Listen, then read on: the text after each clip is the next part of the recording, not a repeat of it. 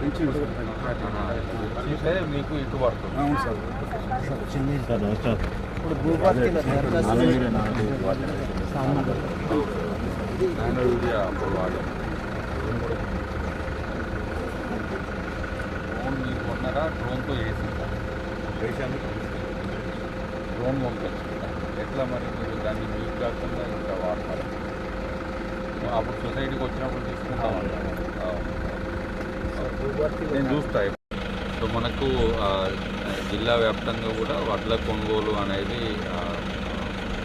వీక్గా జరుగుతూ ఉంది. ఇప్పటికే దాదాపు 3.5 లక్షల మెట్రిక్ టన్నులు కొన్నాము.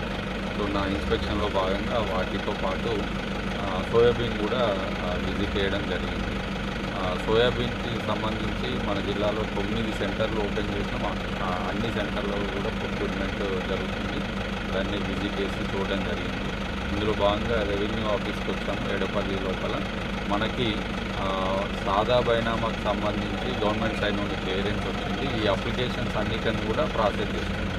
సో 2020లో అప్పుడు అప్లికేషన్ పెట్టుకున్నప్పుడు ఉన్న ఇష్యూస్ అన్నీ కూడా చట్టం లోపల ఇన్కార్పొరేట్ చేసి కోర్టు నుండి కూడా ఆనరబుల్ హైకోర్టు నుండి కూడా క్లియరెన్స్ వచ్చిన తర్వాత వాటన్నిటిని ప్రాసెస్ చేస్తున్నాం. ఈ మంత్ లోపల మొత్తం క్లియర్ చేయాలనేది గవర్నమెంట్ సైడ్ నుండి ఇన్స్ట్రక్షన్స్ వచ్చినాయి. దానికి అనుగుణంగా ప్రాసెస్ చేస్తున్నాం.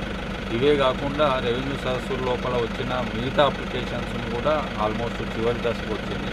Majority of the application sort out చేసినాం. మిగతా అన్నిటిని కూడా మనము ఈ మంత్ లోపల క్లియర్ చేసి వీలైనంత వరకు రెవెన్యూ సమస్యలు లేకుండా తయారు చేస్తాం.